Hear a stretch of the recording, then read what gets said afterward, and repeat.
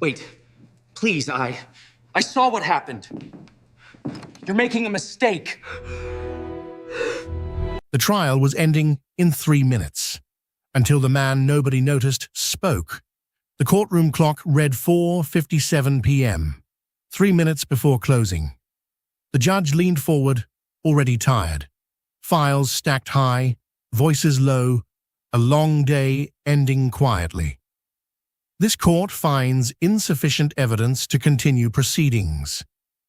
Gasps didn't come, because everyone expected it. The accused stood frozen beside the defense table, hands folded, eyes empty, weeks of accusation ending with nothing but exhaustion. Across the aisle, the prosecutor packed documents slowly, almost casually, too casually, because someone else noticed something strange. The accused didn't look relieved. He looked defeated, as if freedom wasn't what he wanted. The gavel lifted, and then a voice echoed from the back. "Your Honor, please wait." Every head turned. Not a lawyer, not a witness, a janitor, grey uniform, cleaning cart beside him, mop bucket still dripping water onto polished floors. Security stepped forward instantly. "This area is restricted." But the janitor didn't move. He stared only at the judge, hands shaking. "I think I heard something I wasn't supposed to." Silence swallowed the room. The judge frowned. "This is highly irregular." The prosecutor smirked faintly. The defense attorney sighed in frustration. Another delay, another distraction. The gavel hovered again, seconds from ending everything. And that's when the janitor added quietly, "If the court dismisses this case, the wrong person walks out today." If you enjoy courtroom stories where truth fights its way back at the last second, subscribe to the Unheard Witness and turn on notifications. Because sometimes justice waits for the quietest voice in the room. The judge hesitated. Just long enough. "Approach." Whispers exploded across the gallery. The janitor walked forward slowly, shoes squeaking against marble floors. Up close, he looked terrified. Not dramatic, not confident. Terrified. "What exactly do you believe you heard?" the judge asked. The man swallowed. "Voices. After hours. Last Tuesday." The prosecutor laughed softly. "Your Honor, maintenance staff overhearing conversations hardly qualifies as admissible testimony." Some jurors nodded. The judge almost agreed. Microsecond decision. Dismiss the case. Go home. But then, the janitor added one sentence. "Yeah, they were talking about evidence. That doesn't exist anymore." The accused lifted his head. First reaction all day. Shock. Why would missing evidence matter in a case already collapsing? The judge leaned back. "Explain carefully." The janitor glanced toward the prosecution table. Someone there avoided eye contact. Tiny detail. Easy to miss. But the judge noticed. "Continue," the judge ordered. "I clean offices after closing," the janitor said. "I don't listen. I don't interfere." His hands trembled harder. But the conference room door was open. Lights off. 2 people inside. The prosecutor interrupted sharply. "This is speculation." The judge raised a hand. "Sit down." The room froze again. "What did you hear?" The janitor breathed slowly. One voice said, "Delete it before morning. Nobody checks maintenance backups." The courtroom shifted. A ripple. Maintenance backups. The defense attorney suddenly stood. Your Honor, security footage?"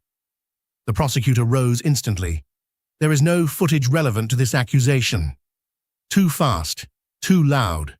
Why answer before the judge even asked? The judge's eyes narrowed. "Bailiff, pause dismissal." The gavel lowered slowly. Not struck, suspended. The case wasn't over. 90 seconds later, tension thickened like fog. Court technicians searched servers. Minutes stretched painfully. The prosecutor tapped fingers nervously. Across the room, the accused stared at the janitor, confused, almost pleading, as if asking silently, "Why now?"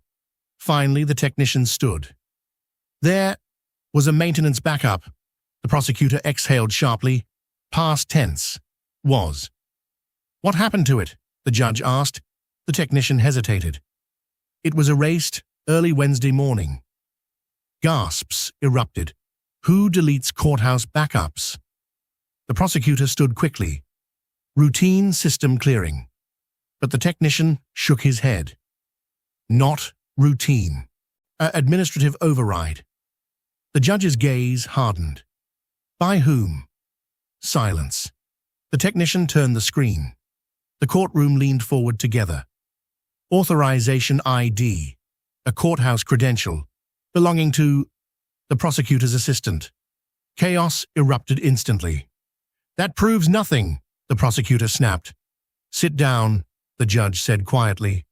The assistant looked pale, sweat gathering. I followed instructions." Dead silence. "Whose instructions?" the defense attorney asked. The assistant's eyes moved, just slightly, toward the prosecutor.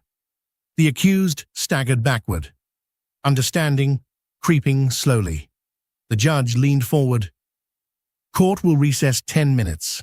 But before anyone moved, the janitor spoke again. "There's more." Every spine stiffened. "I didn't just hear voices," he whispered. "I saw something." The judge cancelled recess immediately. "What did you see?" The janitor hesitated, fear crawling across his face. "No, a folder," the prosecutor scoffed. "A folder?" "Red," the janitor said. "Marked evidence?" The defense attorney froze. There had never been a red evidence file entered officially. The judge noticed instantly. "Describe it." "Photos inside." "What photos?" The janitor swallowed. "The accused. Somewhere else." Shock detonated silently. "Alibi evidence. Hidden." The prosecutor slammed a hand down. "This is absurd." But nobody listened anymore. The assistant began crying quietly. "I didn't know what was inside." The judge stood. "Bring courthouse archives. Now." Minutes later, security returned, carrying a sealed box discovered in a locked administrative cabinet. Unauthorized storage. Inside, a red folder, exactly as described. Hands shook opening it. Photographs slid onto the evidence table. Time stamps visible. Same hour as the alleged crime. The accused working at another location entirely. Witness cameras, clear angles, impossible to fake.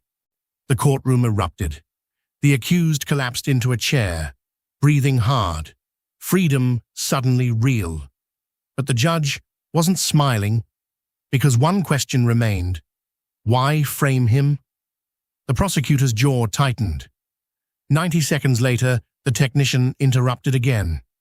"Your Honor, there's audio attached to the deleted backup." The room froze. Recovered fragments, static-filled speakers. Voices emerged slowly.